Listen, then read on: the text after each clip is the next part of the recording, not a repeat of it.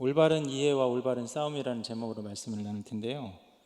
지난번에 제가 설교를 할 때 신자가 붙들어야 하는 신자의 신분이라는 제목으로 로마서 6장 11절 말씀을 설교했습니다. 11절을 한번 보여주면 좋겠는데요. 이 11절이 로마서에서 나오는 첫 번째 권면이기 때문에 실천해야 되는 말씀이기 때문에 중요하다고 말씀드렸고, 근데 중요한 부분이면서 정작 우리가 실천해야 되는 것은 무언가를 어떤가를 하는 것이 아니라 말씀에 나온 것처럼 우리 자신을 죄에 대하여는 죽은 자요 그리스도 예수 안에서 하나님께 대하여는 살아있는 자로 여기는, 그렇게 아멘하는, 이것이 우리가 할 전부이다, 이것을 말씀드렸습니다. 오늘은 이제 11절 이후에 12절부터 14절 말씀을 살펴볼 텐데, 11절에서 첫 권면이 나온 이후로 12절부터는 더 실천적인 명령들이 쭉 나와 있습니다.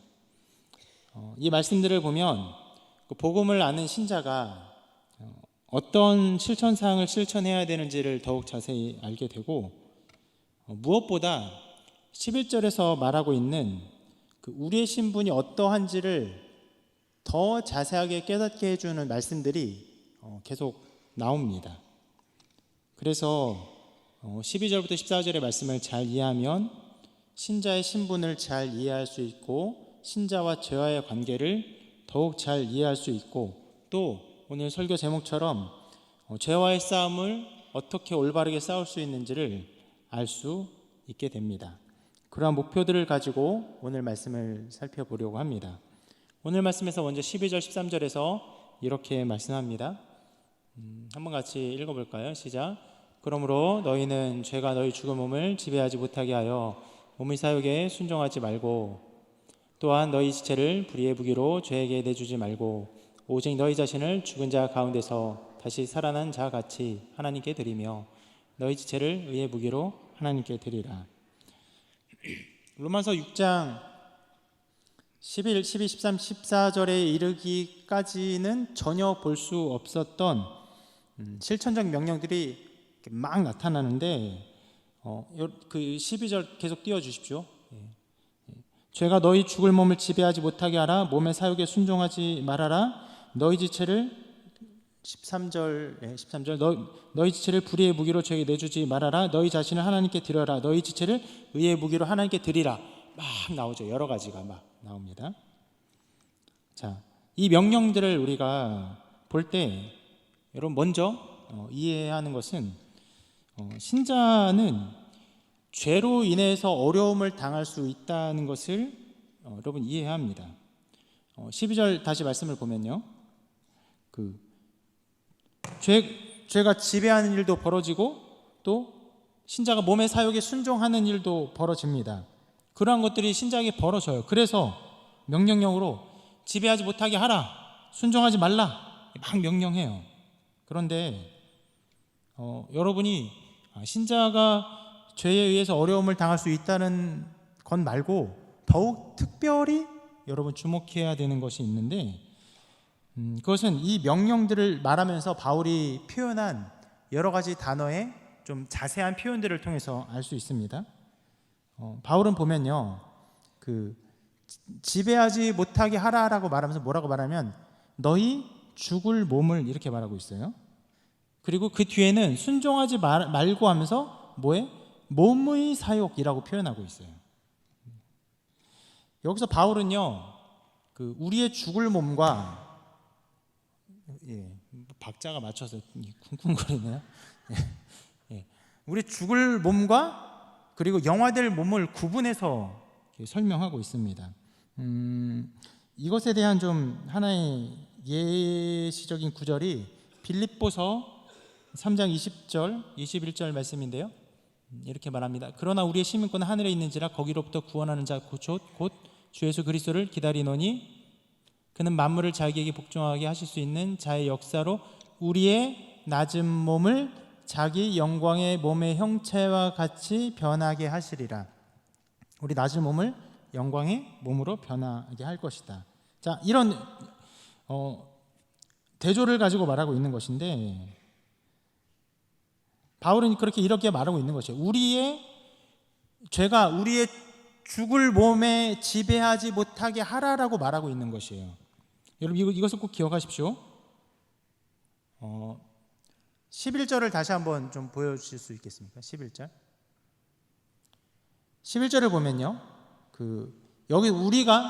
여기서 말하는 우리에 대해서는 우리 죽을 몸, 이런 우리의 몸 이렇게 말하지 않고요. 뭐라고 말하면 너희 자신을, 우리의 존재 자체를, 우리 존재를 하나님께 죄에 대해서는 죽은 자로 여겨라. 그러니까 실상 우리가 정말 어떤 존재인지 우리의 존재 전체를 우리가 스스로 다 파악할 수는 없지만, 하나님께서 보시는 우리의 존재 자체는 그리스도 예수 안에서 이미 죄에 대해서 죽었어요. 그래서 12절에서 말할 때, 12절을 넘어가면요, 그러므로 너희는 죄가 너희를 이렇게 표현하지 않아요. 우리 존재 전체로 표현하고 있지 않아요. 우리 죽을 몸이라고 표현하고 있어요. 우리 죽을 몸을 지배하는 것이에요. 그리고 우리가 순종하는 것도 우리 죽을 몸의 사욕에 순종하는 것이에요. 이런 것들을 구분해서 바울이 말하고 있는 것입니다. 여러분, 죄가 다만 우리 죽을 몸에만 남아있다는 것을 기억하십시오. 남아있어요. 신자이지만 남아있어요. 그러나 죽을 몸에 남아있어요. 우리의 몸과 또 우리의 영, 이 모든 것으로 이루어진 우리의 존재 전체, 사실 우리가 다 파악할 수 없는 우리의 존재 전체로 볼 때 죄가 우리를 다스리고 또 우리를 괴롭히는 그 통치는요, 굉장히 제한적인 통치예요. 우리의 죽을 몸만 다스릴 수 있는 통치인 것을 여러분 기억하셔야 합니다. 바울이 이 용어들을 사용하면서 죄가 우리를 다스릴 수 있지만, 우리를 괴롭힐 수 있지만 굉장히 제한적인 통치인 것을 말하면서 이것을 말하고 있는데, 만약 이러한 부분들을 제대로 이해하지 못하면 죄가 우리의 존재 전체를 다시금 지배하는 것 같이 생각하고 여기는 일들이 벌어집니다. 그래서 그런 잘못된 이해, 신자가 되었고 내가 신앙생활을 하지만 많은 죄를 지었어요. 죄가 나를 확 다 사로잡은 것 같아요. 그냥 다시 죄인이 돼버린 것 같아요. 내가 다시 완전히 죄 가운데 그냥 풍덩 빠져 있는 그런 존재인 것처럼만 여겨져요. 그래서 그런 이해 속에서 있을 때 11절의 말씀에 대한 그 잘못된 오해와 계속적으로 12절의 말씀에 대한 오해들이 연속해서 나타납니다. 지난번에 11절 다시 한번 보여주세요. 오늘 좀 방송실을 괴롭게 해서 죄송합니다. 자, 11절을 이렇게 설교하면서 너희 자신을 죄에 대하여는 죽은 자요, 이것을 해석하면서 어떤 사람들이, 꽤 많은 사람들이, 그래, 우리가 신자니까 이제 죄에 대해서 죽어야지, 예수를 믿으니까 죄에 대해서 죽어야 하지, 그래, 나도 죄에 대해서 죽은 것처럼 죄를 버리면서 살아야 하지, 이렇게 하는 사람이 많다고 말씀을 드렸어요. 그런 식으로 11절을 이해하면서 그래, 예수님 믿으니까 죄에 대해서는 죽은 자로 여겨야 되는구나, 죄를 버리면서 살아야 되는구나, 죄를 앞으로 짓지 않으면서 살아야 되는구나 라는 정도만 생각하면서 12절 넘어오면요, 그래, 12절 말한 것처럼 죄가 나를 지배하지 못하게 해야 하는구나, 이렇게 생각하는 거예요.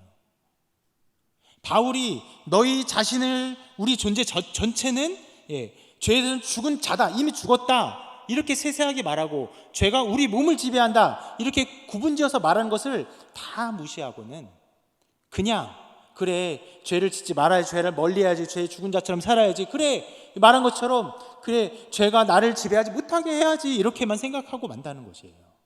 이런 일들이 항상 벌어져요.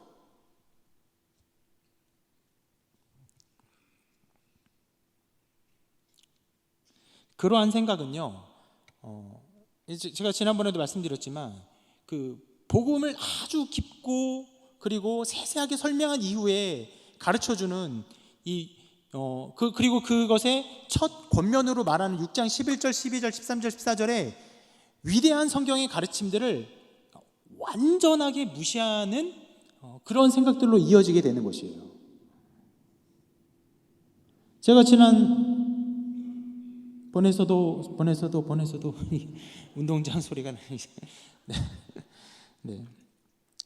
네, 지난번 설교에서도 많이 강조했던 것처럼 그리스도와 우리와 연합, 세 가지 연합이라고 말씀드렸죠. 신비한 연합, 성삼위 하나님의 성부, 성자, 성령의 연합, 그리고 성자 안에서의 인성과 신성의 연합, 그리고 신자 안에서 그리스도 안에서 신자와 그리스도와의 연합. 이것은 우리가 체험적으로 얻게 되는 상태가 아니에요. 체험적으로 경험하는 일들이 아니에요.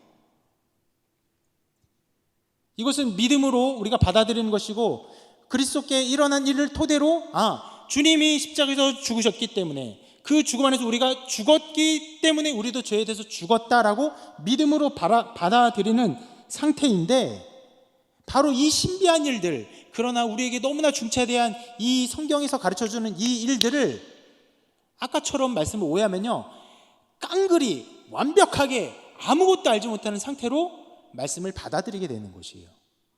11절, 12절, 13, 14절의 주요한 그 논지의 그 근간은요, 그리스도와 우리의 연합입니다. 하나 되었어요. 절대로 떨어지지 않아요. 분리되지 않아요. 나누어지지 않아요. 그렇기 때문에 그리스도에게 일어난 일들은 우리에게 일어난 일이 되는 것이에요. 그리스도께서 십자가에 죽으셨기 때문에, 우리의 죄로 말미암아 형벌을 당해서 죽으셨기 때문에 우리가 죽음을 당한 것이에요. 그래서 11절에 말한 것처럼 죄에 대해서는 죽은 자로, 우리 자신이 죽은 자로 그렇게 여겨라 라고 말하고 있죠. 그런데 이것은 정말로 체험적인 차원에서 벌어지는 일들이 아니고, 성경이 가르치는 바 그 진리를 하나님의 성령의 도우심을 받아 믿음으로 우리가 수납하는 일들, 이것이 바로 여러분 영과 진리로 예배하는 것입니다. 여러분 자주 잘못 기도하는 것처럼 신령과 진정으로 예배하는 것을 하나님 받으시는 것이 아니라 성령과 진리로 예배하는 것을 하나님 받으시는데, 그 진리를 하나님의 영으로 깨달아 하나님의 일을 확증하고 그것을 믿는 일이 우리 예배의 본질인데요, 이러한 일들이 벌어져야 하는데 이런 것들은 완전히 무시되고, 순전히 자기의 체험의 차원에서 경험되는 일, 무엇이 경험되니까? 죄죠, 죄. 아까 말씀드렸죠. 죄는 신자를 괴롭힐 수 있어요. 엄청나게 괴롭힐 수 있습니다. 그 자기를 괴롭히는 이 죄, 자기의 그 죄에 대한 체험의 차원에서만 이것들을 생각하기 때문에, 그래, 죄를 멀리해야지, 죄를 버려야지, 죄가 나를 지배하지 못하게 해야지, 이렇게만 생각하고 모든 것을 끝내버리는 것이 됩니다. 정작 이 모든 것을 이루는 예수 그리스도의 죽음 그리고 부활, 그 안에서 연합되어서 우리에게 이루어지는 모든 영적인 복락들은 전혀 알지 못하고, 자기의 어떤 의지, 그래 내가 이렇게 해야지, 내가 저렇게 해야지, 자기의 결심의 수준에서 이 기독교의 모든 신앙이 이루어지는 일들이 벌어지는 것이에요. 그것은 기독교가 아닙니다. 윤리종교예요. 일종의 윤리종교. 너 열심히 살면 내가 복 줄 것이다, 하나님께 충성되게 죄 없이 살면 복 받을 것이다, 윤리종교예요. 그리스도께서 일어난 일로 말미암아 우리가 받게 될 하나님의 영광의 일들을 바라보는 이 믿음의 역사의 차원들이 전혀 아닌 것입니다. 그렇게 이 말씀들을 충분히 잘못 오해할 수 있는 것입니다. 그러나 여러분, 다시 말씀드리지만 성경은 죄가 지배하는 것이요, 11절에서 말하는 것처럼 우리 자신을 지배하는 것이 아니죠. 우리 죽을 몸, 이 죽을 몸을 지배하는 것이에요. 그래서 이어지는 13절 한번 보여주시기 바랍니다. 13절에서도 불의의 무기로 죄에게 내주지 말라고 말하면서 그 앞에 뭐라고 말합니까? 너희 지체를, 우리의 어떤 부분들, 우리를 이루는 어떤 부분들, 우리의 죽을 몸도 우리를 이루는 어떤 부분 아닙니까? 그 부분을 죄에게 내주지 말라고 하지, 우리의 존재 자체를 죄에게 내주지 말라고 명령하고 있지 않아요. 왜냐하면 우리의 존재 자체를 죄에게, 불의의 무기로 죄에게 넘겨주는 일들은 불가능해요. 신자에게 있어서 이 일은 가능하지 않은 일이에요. 하나님께서 보는 우리의 존재 자체는요, 그리스도와 연합하여서 그리스도 한 몸을 이룬, 그리스도의 몸된 지체로서 우리를 보시죠. 우리는 그리스도 한 몸이 되어 있는 존재입니다. 여러분, 이 한 몸이 되어 있다는 것도 꼭 잘 기억하셔야 돼요. 주님과 연합된 것을 믿음으로 더 확신할 수는 있지만 더 연합하는 일들은 없어요. 이해가 되십니까? 이미 연합됐어요. 이것은 끝난 일이에요. 더 연합되는 일은 없어요. 우리가 믿음으로 그것을 더 잘 알게 되는 일은 있겠지만요. 이렇게 하나 되었기 때문에 방금 읽은 13절 말씀처럼 우리의 지체, 우리의 죽을 몸의 일부를 죄에게 내주지 말라고 말하고 있지, 우리의 존재를 죄에게 내주지 말라고 말하고 있습니다. 정말 이런 잘못된 오해와 이해들이 실상 굉장히 많은 것처럼 보입니다. 때때로 어떤 기도를 제가 듣게 되면요, 이런 내용의 기도를 들을 때가 있어요. 한번 들어보십시오. 특별히 회개 기도를 할 때 이런 기도를 하게 되는데, 주님, 우리가 불순종으로 주님께 죄를 지었습니다. 우리의 죄를 주님의 보혈로 용서해 주시고 이 예배를 통해 거듭나게 해 주시옵소서. 이런 내용인데, 우리가 이미 거듭난 신자인데도 다시 거듭나게 해달라는 식의 내용을 담고 있어요. 여러분, 왜 이런 기도가 이루어지냐면 바로 성경이 말하는 우리의 존재에 대한 이해와, 그리고 죄와 신자가 어떻게 얽혀 있을 수 있는지, 혹은 죄가 신자를 어떻게 괴롭힐 수 있는지에 대한 성경적인 이해가 부족하기 때문에 자기의 한계 속에서 이런 이상한 기도를 하게 되는 것이에요. 방금도 계속 말씀드렸지만, 여러분, 예수님을 믿고 신자로서 삶을 살아가는 사람도 누구나 다 죄를 짓고 죄 가운데 괴롭힘을 당하는 일들이 벌어집니다. 그러면 죄를 짓게 되면, 죄의 영향을 받게 되면 어떤 느낌을 받게 되냐면은 나의 존재 전체가 죄에게 들여진 것 같은 느낌을 받아요. 굉장히 더럽혀진 느낌이고 불결한 느낌을 받게 됩니다.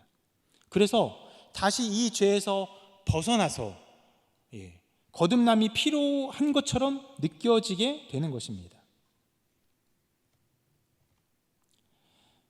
방금 전에 말씀드렸던 이런 어떤 그 잘못된 기도의 예에 있어서는 11절의 말씀처럼 우리 자신을 죄에 대하여는 죽은 자요, 이미 죽은 자요, 이렇게 그것을 죽은 자로 여기는 일이 벌어지지 않습니다. 그리스도와 연합하여서 주님이 죽을 때 이미 우리의 존재가 그 안에서 죽었고, 우리의 존재는 죄와는 관계가 끝났다는 이러한 모든 성경적 사실들은 완벽하게 외면이 됩니다.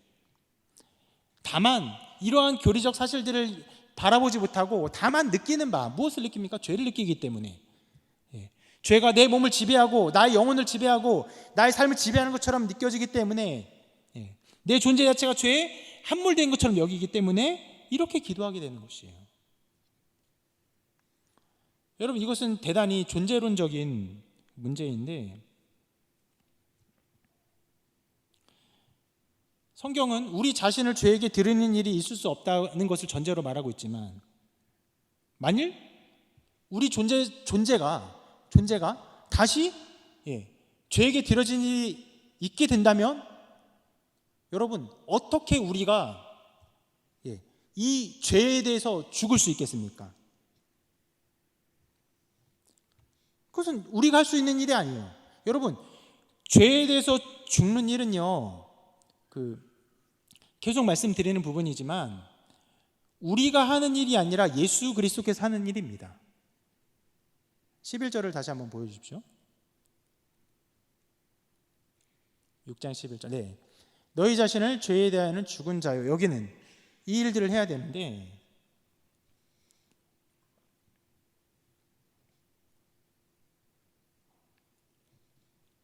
이 일은 그리스도 예수 안에서 이루어지는 일이죠. 그리스도 예수가 죽을 때 우리에게 나타나서 일어나는 일입니다. 만일 우리가 다시 죄에서 죽어야 한다면 진짜로 무슨 일이 일어나야 하냐면요, 예수님이 또 죽어야 돼요. 여러분, 성경에서 말하는 이 죄에 대해서 죽었다라는 말은요, 죄를 멀리하고 그래 죄 나 싫어, 나 너 싫어 이렇게 등 돌리는 게 아니라 정말로 죽는 걸 말하는 거예요. 죽는 것. 실제로 그래서 누가 죽으셨습니까? 예수님이 죽으셨죠. 실제로 예수님이 죽으신 그 생명의 죽음 안에서 우리가 그와 연합하여 이 죄에 대해서 죽임을 당한 것이에요. 다시 죽어야 한다면 주님을 다시 십자가에 못 박게 하는 일이 되는 것이에요. 그래서 아까 전에 그 잘못된 어떤 기도회처럼 주님 우리를 거듭나게 해주십시오, 너무나 쉽게 그렇게 얘기하는 말의 내용 속에서는요, 이 그리스도께서 이루신 이 영원한 사역, 이 속죄의 사역 한 번만 이루어지고 영원히 효력을 이루는 이 십자가의 사역을요 무시하는 일이 되고 마는 것이에요. 정작 죄에 대해서 고통스러워하고 아파하고 슬픈 마음으로 하나님께 그 아픈 마음으로 기도를 하지만 신성모독하는 죄를 범하는 것과 다름이 없는 것입니다.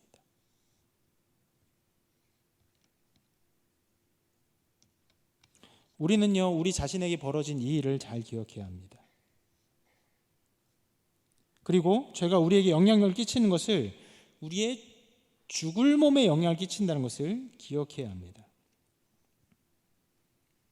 물론 여러분, 죄가 우리의 죽을 몸을 지배하는 것, 그리고 우리의 지체를 불의의 무기로 만드는 일은요 굉장히 큰 일이에요. 아주 큰 영향력을 끼치는 일입니다. 제가 계속 설교하면서 말해왔던 것처럼 죄를 짓게 되면은, 죄 가운데 있게 되면은 그 존재 전체가 죄 가운데 들어간 것 같이 여겨진다고 말씀을 드렸죠. 실제로 그렇게 느껴져요. 강력하게 영향력을 끼칩니다. 그래서 바울이 그 복음의 깊은 것들을 설명하면서, 그리고 첫 번째 권면을 하면서 이 죄가 우리 죽을 몸을 지배하지 못하게 하는 일을 강력하게 권면하고, 또 우리 몸의 사역에 순종하지 않는 것, 우리 몸의 지체를 불의의 무기로 들이지 않는 것을 강력하게 명령하며 권면하는 것은 굉장히 합당한 일입니다. 죄는요 제한적인 통치고 우리의 죽을 몸만을 통치하지만, 죄는 우리 죽을 몸에 잠시 있다 가는 그런 목표를 가지고 오지 않습니다. 12절 다시 한번 보여주십시오. 저 단어에서 쓰고 있는 것처럼 죄는요 우리 죽을 몸을요 지배하려고 해요. 지배하려고 해요.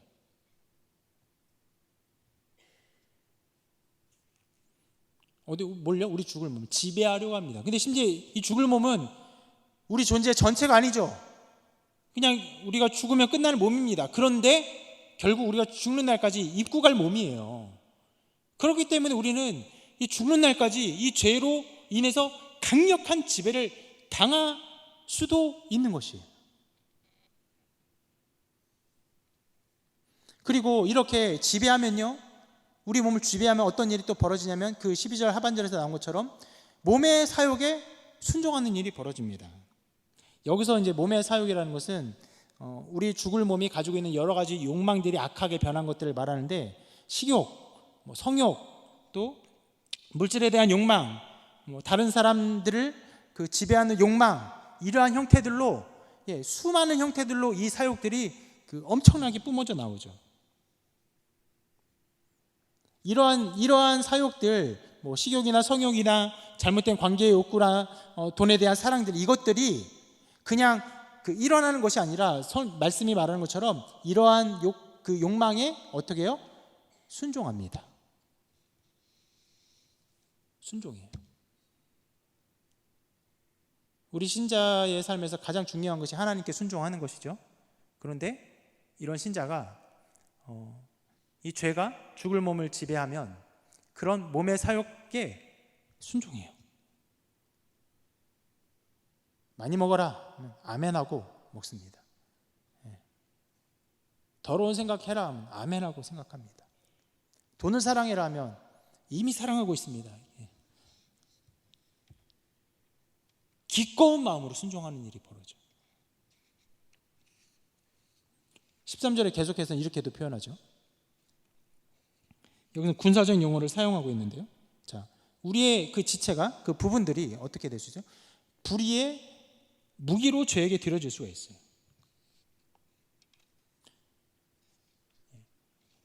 무기라는 단어를 사용하면서 이 악한 것들을 위해서 우리의 몸의 부분들이, 우리 지체의 어떤 부분들이 악한 무기가 될 수 있다는 것을 말하고 있어요. 그런데 특별히 이런 표현을 하고 있는데, 너희 지체를 불의한 무기가 아니라 불의의 무기라고 표현을 하고 있어요. 좀 이런 그 느낌을 가지면 좋을 텐데요.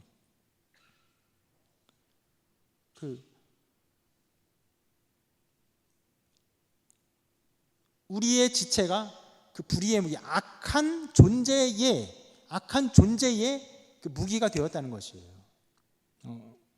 이거는 여러분들이 때때로 경험해 본 일이지만, 여러분 누군가가 죄를 지으면요, 어쩌다가 불의한 일을 했구나, 이게 불의한 무기라는 게 표현이라고 말할 수 있는 것처럼, 불의한 일을 했구나라고 생각되는 것이 아니라 흡사 그 사람 존재 자체가 불의의 화신이 된 것처럼,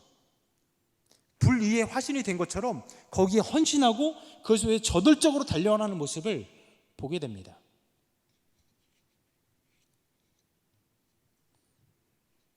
이것이 바로 죄가 가지고 있는 목표예요. 지배해요. 다스립니다.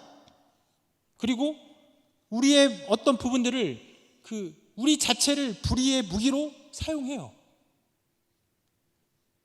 이것이 우리에게 벌어지는 일들입니다. 그래서 우리는 이것을 싸워야 돼요.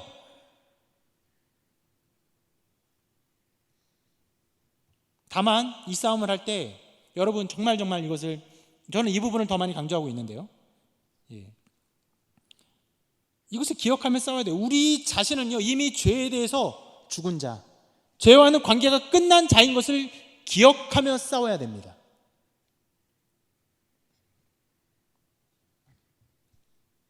그리고 죄는 우리의 몸의 일부분을, 우리 죽을 몸을 지배하며 다스리려고 덤벼든다는 이 사실을 잘 기억하고 싸워야 우리가 올바르게 싸울 수 있습니다.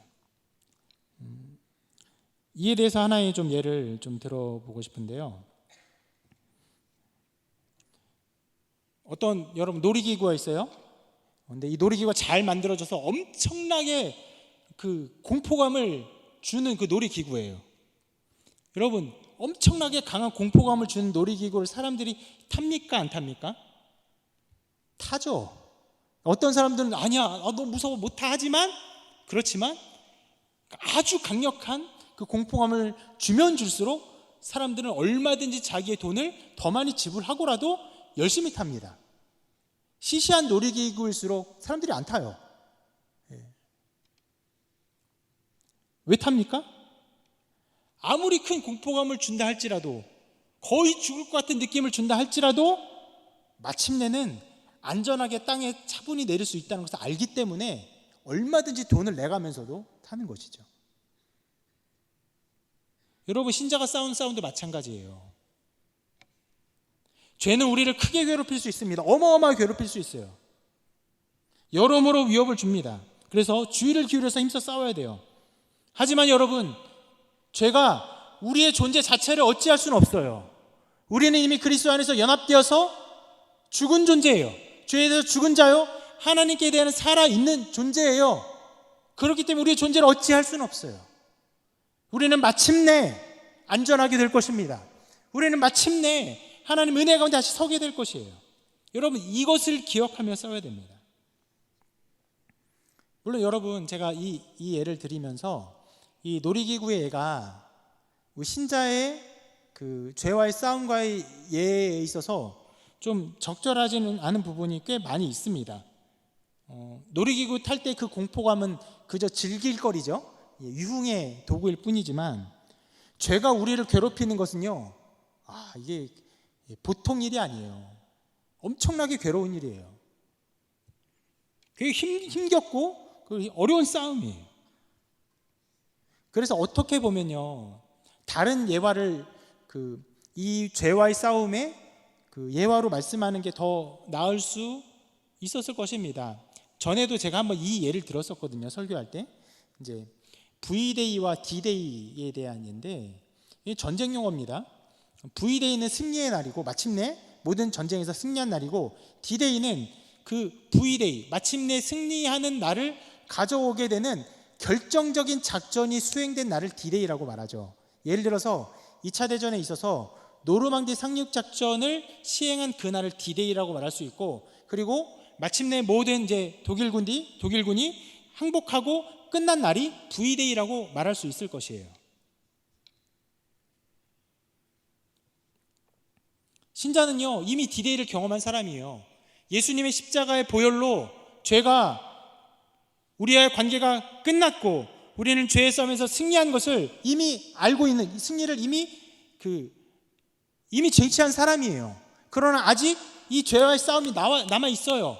V-Day, 주님 재림하실 그날까지 아직 우리 죄와의 싸움과 이 잔당들과 싸우는 것처럼 이 죄와의 싸움을 싸워야 합니다. 예. 여러분, 이것이 실제로는 그 잔당들을 처리하는 그 싸움의 치열함, 그리고 우리가 죄와 싸우는 싸움의 이 치열함을 말할 때 이 V-Day와 D-Day에 대한 어떤 예화가 우리의 죄와의 싸움에 대한 더 좋은 예가 될 수도 있을 거예요. 그런데 제가 일부러 이 예화를 전에 말씀드렸기도 했지만 일부러 이 예화를 피해서 굉장히 좀 그 느낌이 다른 놀이기구의 예를 들었는데, 왜냐하면 이 V-Day와 D-Day의 예가 좀 적절하지 않은 부분이 이런 것이 있습니다. 예, D-Day에서 승리했지만 V-Day가 올 날까지 싸우다가 보면 병사들이 죽는 일이 있습니까? 없습니까? 있죠. 잔당들에 의해서 총 맞으면 죽죠. 그러니까 목숨 걸고 싸워야 돼요. 그런 면은 달라요. 그런 면은 이 십자가 예화는 맞지 않아요. 지금 죄가 우리를 괴롭히는 것은 우리의 존재 전체를 괴롭힐 수 있는 것이 아니에요. 우리의 죽을 몸을 괴롭힐 수 있어요. 우리 몸의 지체 어떤 부분을 괴롭힐 수 있어요. 그러나 우리는요, 우리 존재 자체는 이미 그리스도 예수 안에 연합되어 있는 존재예요. 그래서 정말 잘 맞지 않지만, 죄와의 싸움이라는 치열함과 놀이기구의 어떤 것을 말하는 것이 얘가 맞지 않지만, 그러나 이 모든 것을 끝내고 안전하게 우리의 목숨에 전혀 해가 없이 온전하게 된다는 면에 있어서는 이 놀이기구가 더 적절하기 때문에 이 말씀을 드린 것이고, 그리고 여러분들이 이 죄와의 싸움에서 분명히 알아야 되는 것은 바로 이것이에요. 우리는 안전하다는 것, 그리스도 안에서 연합되어서 우리는 완전한 승리를 이미 거두었다는 것을 여러분 기억하셔야 합니다. 그래서 로마서도 로마서의 복음의 진술들을 쭉 하면서 그 거대한 복음의 진술들이 끝나는 하나의 마지막 그 단락을 치면서 그 마지막 진술들로 무엇을 얘기하냐면은, 자, 너희가 잘 싸워야 한다 이런 걸 얘기하지 않아요. 너희가 열심히 싸워야 한다 이런 걸 얘기하지 않아요. 뭘 얘기하냐면 우리가 얼마나 안전한지, 우리에게 주어진 이 구원의 은총이 얼마나 확실한지를 더욱더 선포하는 말씀들로 이루어졌습니다. 한번 같이 읽어볼까요? 로마서 8장 37절 39절입니다. 8장 1정의 한 단락을 끝내는 말씀인데 우리 37절부터 39절까지 한 목소리로 읽겠습니다. 시작. 그러나 이 모든 일에 우리를 사랑하시는 이로 말미암아 우리가 넉넉히 이기느니라. 내가 확신하노니 사망이나 생명이나 천사들이나 권세자들이나 현재일이나 장래일이나 능력이나 높음이나 깊음이나 다른 어떤 피조물이라도 우리를 우리 주 그리스도 예수 안에 있는 하나님의 사랑에서 끊을 수 없으리라. 이 바울은 이 위대한 싸움에 대한 것들을 중간에 말하면서 죄와 율법에 대한 많은 것들을 말하면서 그 모든 종국에 최종적으로 우리가 얼마나 안전한지, 천사들일지라도 생명일지라도 어떤 것도 하나님의 사랑에서 우리를 끊을 수 없다, 이것을 선포하고 있습니다. 심지어는요, 여러분, 우리가 오늘 6장 12절부터 14절까지 말씀을 보고 있는데요, 12절 13절에서 여러 가지 것들을 몸의 죄가 죽을 몸을 지배하지 못하게 하라, 몸의 사욕에 순종하지 말아라, 우리 지체를 불의 무기로 죄에게 드리지 말아라, 이런 것들을 막 명령하면서, 그러면서 14절에서 무엇을 얘기하냐면은 14절 한번 보여주십시오. 이런 걸 얘기하는데, 죄가 너희를 주장하지 못하리니 이렇게 말하고 있어요. 여러분 이게 굉장히 좀 어떻게 보면 이 부분도 굉장히 오해를 많이 사는 부분인데 실상 많은 사람들이 이 로마서 6장 14절을 어떻게 읽냐면 그 앞에 어떤 접속사가 있는 것처럼 읽는데 어떤 접속사가 있는 것처럼 읽느냐면 그러면 이라는 글자가 있는 것처럼 생각하고 읽어요. 그럼 여러분 한번 같이 읽어볼 텐데 6장 13절부터 14절을 읽되 13절과 14절 사이에 그러면이라는 단어가 있는 것처럼 읽어보겠습니다. 자막이 나올 거예요. 한번 읽어보겠습니다. 시작. 또한 너희 지체를 불의의 무기로 죄에게 내주지 말고 오직 너희 자신을 죽은 자 가운데서 다시 살아난 자 같이 하나님께 드리며 너희 지체를 의의 무기로 하나님께 드리라. 그러면 죄가 너희를 주장하지 못하리니. 여러분 자연스럽습니까? 부자연스럽습니까? 너무너무 자연스럽죠. 그래 이 말씀 그렇지. 우리가 아까도 말씀드렸지만 그런 오해를 하는 사람들은 세상 걸 다 신경 쓰지 않아요. 그래 우리를 불의의 무기로 주면 안 되지, 의의 무기로 하나님께 드려야 되지, 죄를 멀리해야 되지, 죄가 우리를 지배하지 못하게 해야지. 그러면 그래 죄가 우리를 주장하지 못하지 이렇게 해요. 이렇게 성경을 해석한 사람은요 정말 불쌍한 사람이에요. 영원히 빠져나올 어떤 그 저주 가운데 다시 빠지는 것과 다름이 없어요. 실제로 여러분 한글 성경에는 없는데 제가 그러면이라고 했잖아요. 여기 실은 접속사가 하나 있어요. 빠져있는 접속사가 있어요. 근데 그러면이 아니라 실은 뭐냐면 왜냐하면이에요. 왜냐함을 넣어서 다시 한번 읽어볼게요. 처음부터 읽어보겠습니다. 시작. 또한 너희 지체를 불의의 무기로 죄에게 내주지 말고 오직 너희 자신을 죽은 자 가운데서 다시 살아난 자 같이 하나님께 드리며 너희 지체를 의의 무기로 하나님께 드리라. 왜냐하면 죄가 너희를 주장하지 못하리니 이는 너희가 법 아래 있지 아니하고 은혜 아래에 있습니다. 여러분 실상 14절에서 뭘 얘기하고 있냐면 11절을 다시 말하고 있어요. 14절에서 죄가 너희를, 우리 존재 자체를 말하는 거예요. 우리 존재 자체를 주장하지 못해요. 왜 그러냐면 우리 존재 자체는 어떻습니까? 그리스도 예수 안에서 죄에 대해서는 죽었어요. 죄에 대해서는 이미 죽은 자예요. 관계가 끝난 자예요. 죽은 자가 어떻게 죄에 대해서 반응을 합니까? 그래서 실상 이 말씀들이 가르쳐 주는 것이 이것인데, 그래 죄는 우리를 괴롭힐 수 있어. 우리의 지체를 불의의 무기로 사용할 수도 있어. 그러나 그렇게 하지 마라. 왜냐하면 죄는 우리를 주장하지 못해. 우리는 이미 죄에 대해 죽었기 때문에. 우리는 그리스도 예수 안에서 연합되어서 죄에 대해서 죽은 자요 하나님께는 살아있는 자이기 때문에, 우리는 법 아래 있지 않고 은혜 아래 있기 때문에 이 싸움을 싸울 수 있다라고 말하는 것이에요. 우리가 싸움을 잘 싸워서 죄가 우리를 주장하지 못하는 것이 아니에요. 그리스도 예수의 보혈로 말미암아 우리가 죄가 우리를 주장하지 못하는 상태에 있기 때문에 우리가 우리의 지체를, 우리의 어떤 부분들을 죄에게 불의의 무기로 드리지 않을 수 있게 되는 것입니다. 여러분 이러한 올바른 이해가 있을 때 올바른 싸움이 이루어지는 것입니다. 우리 이따가도 찬양하겠지만 로마서의 주제처럼 1장 앞에서 이렇게 말합니다. 오직 의인은 믿음으로 말미암아 살리라. 우리의 믿음의 싸움도요, 우리 이 죄와의 싸움도요 믿음으로만 되는 거예요. 어떤 믿음? 그리스도께서 죽으셨구나, 우리가 그 안에서 함께 죽었구나, 우리는 이제도 죽은 자구나, 이것을 믿음으로 수납함으로 그 믿음 가운데 우리는 죄와의 싸움을 싸울 수 있는 것입니다. 여러분 이것을 붙드십시오. 붙드시고 여러분 그리고 이후에 죄와의 싸움을 싸워 나가는 것입니다. 그러므로 여러분 언제나 어느 순간에나 죄가 우리를 강력하게 괴롭히고 우리의 죽을 몸을 지배하고 우리의 몸의 사욕을 순종케 하려고 하고 우리 몸의 지체를 불의의 무기에 드리게 하려는 일들을 하겠지만, 그렇지만 우리가 이 싸움을 싸울 수 있는 것은 주님이 우리를 위해서 죽으셨고 주님이 부활하셨기 때문입니다. 그리고 그 안에서 우리가 이미 죽었고 그리고 하나님께 대한 우리가 살아있는 자이기 때문에 이 싸움을 능히 싸울 수 있는 것입니다. 여러분 언제나 이 보혈을 바라보십시오. 언제나 이 주님을 바라보십시오. 그리고 주님을 바라보는 이 믿음 가운데서 믿음의 싸움을 싸워 나가시기를 주님의 이름으로 축원합니다. 기도하겠습니다.